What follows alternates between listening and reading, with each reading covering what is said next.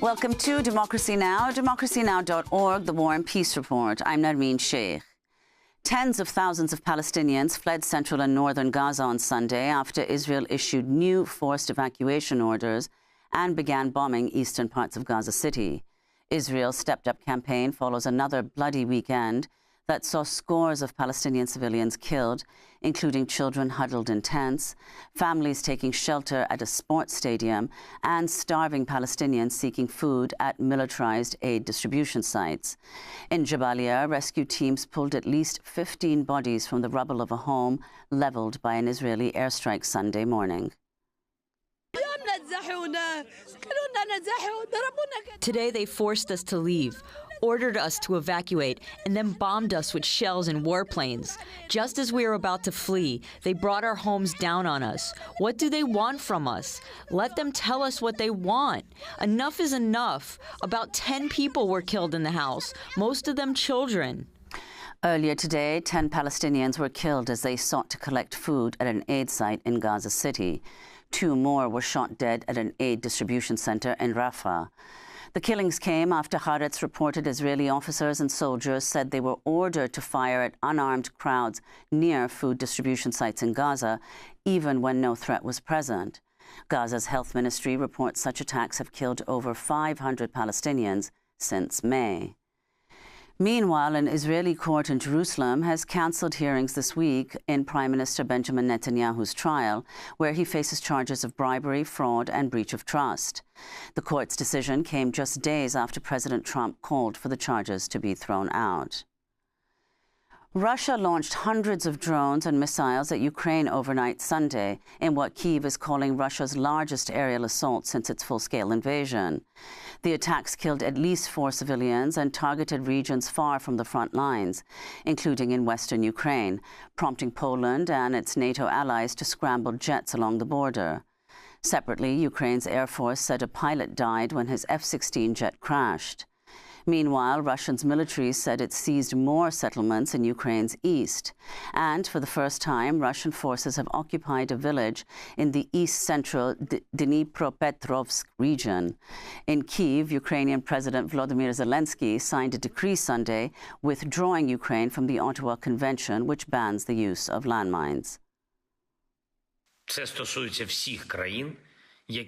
This concerns all those countries which border Russia. Anti-personnel mines are the instrument which often cannot be substituted by something else for defense purposes. On Friday, the governments of Latvia, Lithuania, and Estonia announced they, too, would withdraw from the mine ban treaty following similar moves by Finland and Poland. Meanwhile, Denmark has expanded its military draft to include women for the first time. The U.S. Supreme Court has ruled that lower court judges will no longer have the power to issue nationwide injunctions, not even to stop the president from taking illegal actions. The case stems from Trump's attempts to bar birthright citizenship, a right guaranteed under the 14th Amendment. After 3 federal judges blocked Trump's executive order, the Trump administration sought emergency relief from the Supreme Court. On Friday, the court's far-right majority granted that relief in a 6-3 ruling, severely curtailing the power of district and appellate judges to prevent the government from enforcing laws or policies that violate the Constitution. The ruling overturns decades of precedent. In a scathing dissent, Justice Sonia Sotomayor wrote, quote, "No right is safe in the new legal regime the court creates. Today, the threat is to birthright citizenship. Tomorrow, a different administration may try to seize firearms from law-abiding citizens or prevent people of certain faiths from gathering to worship," she said. In a separate ruling Friday, the Supreme Court sided with parents in Maryland who objected to LGBTQ+ books in schools on religious grounds. We'll have more on the Supreme Court later in the broadcast. On Capitol Hill, senators are debating President Trump's 940-page so-called Big Beautiful Bill following an all-night session that stretched into Monday morning.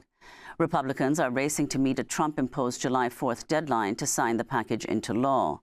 The Senate Republican version of the legislation makes deeper cuts to Medicaid and health care, with the Congressional Budget Office estimating some 11.8 million people will lose coverage as Republicans propose more than $1 trillion in cuts to Medicaid alone. The CBO also warns the current bill will increase the U.S. debt deficit by an estimated $3.3 trillion over the next decade. Meanwhile, the legislation not only ends subsidies for renewable power sources, but would see a new tax applied to solar and wind projects. Senator Bernie Sanders spoke out against the bill in a social media post Sunday. It is really quite disgusting that you give tax breaks to people who don't need it. You throw 16 million people off the health care that they have. You cut nutrition programs for hungry kids. You make it harder for working class young people to afford to go to college. This is really an obscene piece of legislation. We'll have more on the Republican budget reconciliation bill after headlines. North Carolina Republican Senator Thom Tillis said Sunday he will not seek re-election when his term expires next year. Tillis's announcement came after he refused to support Trump's budget reconciliation bill in a procedural vote on Saturday. That prompted an angry response from President Trump, who took to social media to hurl insults at Senator Tillis while threatening to support a primary challenger. The Trump administration said Friday it's terminating temporary protected status, or TPS, for over 500,000 immigrants from Haiti who will face deportation when the relief is set to end in September. Homeland Security Secretary Kristi Noem claimed Haiti is safe and no longer meets the requirements for TPS as conditions have improved in the country. Haitians first received the relief following the devastating 2010 earthquake. Since then, worsening gang violence and political instability, fueled by foreign intervention, has led to a worsening humanitarian crisis in Haiti.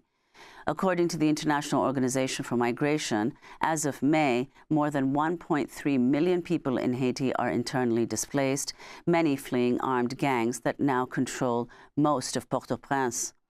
Kerline Joseph, executive director of Haitian Bridge Alliance, said in a statement, quote, "Sending back hundreds of thousands of people to a country overrun by gangs, where hospitals are shuttered and food is scarce, is a direct assault on Black immigrant communities. It's not about policy, it's about dehumanization."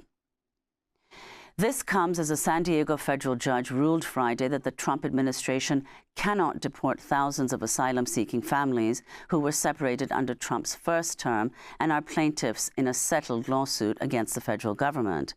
ACLU attorney Lee Gallant, who represents the families, said the administration has provided no information on plaintiffs who have been detained or removed from the U.S. The ACLU confirmed at least one child who was separated from his parents under Trump's so-called zero-tolerance policy had already been deported.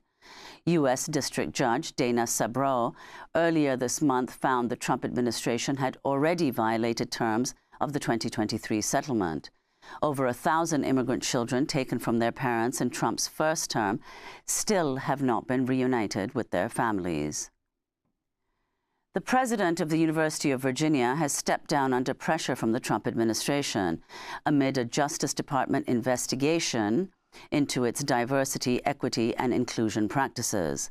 The abrupt resignation of President James Ryan on Friday came after the Justice Department threatened to block all federal funds to UVA if Ryan remained in office. That's despite the fact that the university's governing board voted last March to close its DEI office and end all diversity policies in admissions, employment, and financial aid. The Trump administration says it is ending the 2001 Roadless Area Conservation Rule, which protects nearly 60 million acres in the National Forest System from logging and the construction of new roads. The environmental law group Earth Justice has promised a legal challenge. The Sierra Club's forest campaign blasted the decision, writing, quote, "Once again, the Trump administration is ignoring the voices of millions of Americans to pursue a corporate giveaway for Trump's billionaire buddies." Canada's government scrapped a 3% tax on technology companies' revenue on Sunday, mere hours before it was due to take effect. The reversal came after President Trump said Friday he would pause U.S.-Canada trade talks and would set a new tariff rate on Canadian goods within the next week. Canada's digital services tax would have raised billions of dollars of revenue annually from U.S. tech giants like Amazon, Meta, and Apple. And millions of people across the globe took to the streets to mark Pride celebrations over the weekend, with many defying government crackdowns on LGBTQ+ communities. In Turkey, police arrested over 50 people Sunday ahead of a banned Pride march in Istanbul. In Hungary, Saturday's march drew an estimated 100,000 people in what is being described as the largest LGBTQ+ Pride celebration in Hungarian history. The peaceful gathering came as an act of defiance against Prime Minister Viktor Orbán and his government's anti-LGBTQ+ policies. It is this year that the situation got so toxic in Hungary, including in Budapest, that now we need to make our voices heard a little more loudly, I think. Definitely peacefully, but we need to be present and need to be out in the streets. Here in New York, an estimated 1 million people joined Pride celebrations over the weekend. As the gatherings wound down Sunday night, 2 teens were shot and injured near the historic Stonewall Inn, site of the 1969 uprising that launched the LGBTQ rights movement. No arrests have been made. And those are some of the headlines. This is Democracy Now!, democracynow.org, The War and Peace Report. I'm Nermeen Sheikh in New York, joined by Amy Goodman in Geneva. Hi, Amy. Hello, Nermeen, and hello to all of our listeners and viewers and readers around the United States and around the world. Thanks for watching Democracy Now! On YouTube. Subscribe to the channel and turn on notifications to make sure you never miss a video. And for more of our audience-supported journalism, go to democracynow.org, where you can download our news app, sign up for our newsletter, subscribe to the daily podcast, and so much more.